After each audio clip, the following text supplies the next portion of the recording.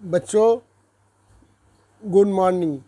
आज बच्चों हम इतिहास का दूसरा पार्ट पढ़ेंगे। भारत में राष्ट्रवाद क्या है। राष्ट्रवाद भारत के बारे में बच्चों इस पाठ में दिया गया है। भारत के राष्ट्रवाद में महात्मा गांधी, पंडित जवाहरलाल नेहरू और सुभाष चंद्र बोस तमाम हमारे राजनेताओं ने भारत में राष्ट्रवाद में योगदान दिया है। उसके बारे में बच्चों आज हम आपको बताएंगे आधुनिक भारत राष्ट्रवाद का निर्माण कैसे हुआ है। भारत जब आज़ाद हुआ उसके बाद हमारे भारत को राष्ट्रवाद की एकता में बांधने का कार्य महात्मा गांधी ने किया था। तो भारत में आधुनिक राष्ट्रवाद की वृद्धि औपनिवेशिक आंदोलन से जुड़ी है। प्रत्येक वर्ग और समूह ने उपनिवेशवाद का प्रभाव अलग अलग महसूस किया है। महात्मा गांधी के नेतृत्व में कांग्रेस ने इन समूहों को एक आंदोलन के अंतर्गत एकजुट करने की कोशिश की है। बच्चों महात्मा गांधी ने बच्चों पूरे समाज को, पूरे देश को एकजुट करने की कोशिश की है। तो किसे जब हमारे भारत देश में प्रथम विश्व युद्ध, खिलाफत और असहयोग आंदोलन था, तो उस समय प्रथम विश्व युद्ध 1914 ईस्वी में दुनिया भर के एक नई आर्थिक और राजनीतिक स्थिति का निर्माण किया। करों में बढ़ोतरी, अनाज की बढ़ती कीमतें, अधिक किराया आज से आम लोगों को अत्यधिक कठिनाई हुई। सेना में बलपूर्वक भर्ती किया जा रहा था बच्चों, जिसके कारण लोगों में व्यापक क्रोध था। युद्ध के बाद भारतीय उद्योगों को अत्यधिक हानि हुई। जो युद्ध प्रथम विश्व युद्ध हुआ था उसमें जनधन की हानि बहुत हुई थी बच्चों। तो लोगों को भोजन की कमी हुई, बीमारी तमाम आई, महामारी आदि का सामना करना पड़ा बच्चों। जो इसीलिए महात्मा गांधी ने सत्याग्रह का अमल आंदोलन किया था। तो जब दक्षिण अफ्रीका में भारतीयों के लिए गांधी जी की वीरता की लड़ाई से सभी परिचित थे। सत्य और अहिंसा के आधार पर आंदोलन और विरोध का उनका अमल तरीका सत्याग्रह के रूप में जाना जाता था। आक्रामक हुए बिना एक सत्याग्रह हिंसा के माध्यम से युद्ध जीत सकता था, महात्मा गांधी अपने विचारों से कह रहे थे बच्चों। तो ये सत्याग्रह आंदोलन महात्मा गांधी ने अपने शांतिपूर्ण से आंदोलन चलाया था। वर्ष 1916 में गांधी जी बिहार के चंपारण में गए और किसानों को दमनकारी बागान व्यवस्था के खिलाफ संघर्ष करने के लिए प्रोत्साहित किया बच्चों। दूसरा उन्हें 1916 में गांधी जी गुजरात के खेड़ा जिले में किसानों का समर्थन किया था, जो फसल की असफलता के कारण भोजन की कमी से पीड़ित थे। सलाह दी कि जब तक उनकी छूट की मांग स्वीकार नहीं की जाए तब तक राजस्व का भुगतान नहीं करेंगे हम।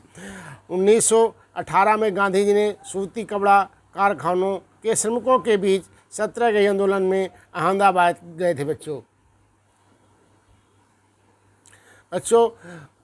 उसी में महात्मा गांधी में एक रॉलेट एक्ट क्या था, रॉलेट एक्ट, इसका विरोध कैसे किया गया। रॉलेट एक्ट 1919 में भारत में क्रांतिकारियों के दमन के लिए भारत सुरक्षा अधिनियम पारित किया गया था। क्रांतिकारी गतिविधियों को समाप्त करने के उद्देश्य से सर सिडनी रॉलेट की अध्यक्षता में एक समिति का गठन किया गया। 18 मार्च 1919 को रॉलेट एक्ट पारित हुआ। इस अधिनियम के अंतर्गत अंग्रेज सरकार को यह शक्ति प्राप्त हो गई थी कि वह विद्रोहियों को केवल संदेह के आधार पर बंदी बना सकती थी और बिना न्यायिक सुनवाई के अनिश्चित काल तक उनको क्या करते थे, जेल में रख सकते थे बच्चों।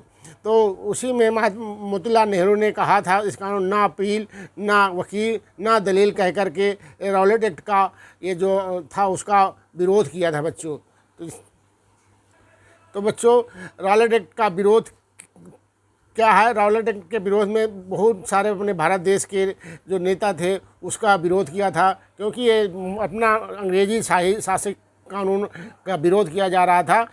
तो उसी में रॉलेट एक्ट का संपूर्ण देश में विरोध किया गया। संपूर्ण देश में हड़ताल की गई, अनेक स्थानों पर भीड़ पर गोलियां चलाई गईं, गोलियां कांड में व्यक्ति मारे गए और दर्जनों घायल हुए बच्चों 7 अप्रैल को गांधी जी को गिरफ्तार करने के बाद रिहा किया।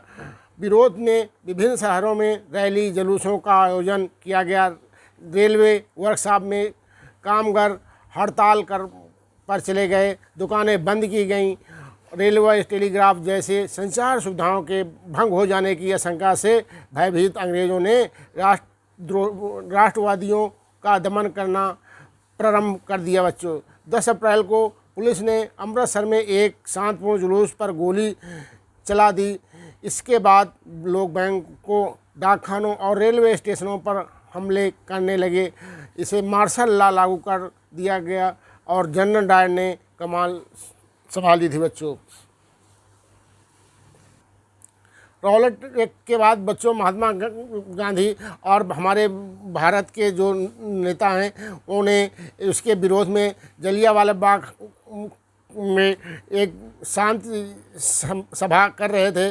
तो उसी में अंग्रेज़ आकर तमाम जो अमृतसर में जलियांवाला बाग है उसमें आकर के 13 अप्रैल 1919 को वो गोलियां चलाई, जिससे हजारों लोग हमारे सैनिक और लोग मारे गए। तो बच्चों 13 अप्रैल 1919 को शाम को अमृतसर के जलियांवाला बाग में भयंकर हत्याकांड हुआ। डॉक्टर सैफुद्दीन किचलू और डॉक्टर सतपाल की गिरफ्तारी के विरोध में अमृतसर में सार्वजनिक हड़ताल हो गई। 13 अप्रैल को बैसाखी वाले दिन लोग बैसाखी के मेले में शामिल होने के लिए बाग में बड़ी संख्या में एकत्र हुए। इसी बाग में शांतिपूर्ण जनसभा भी चल रही थी।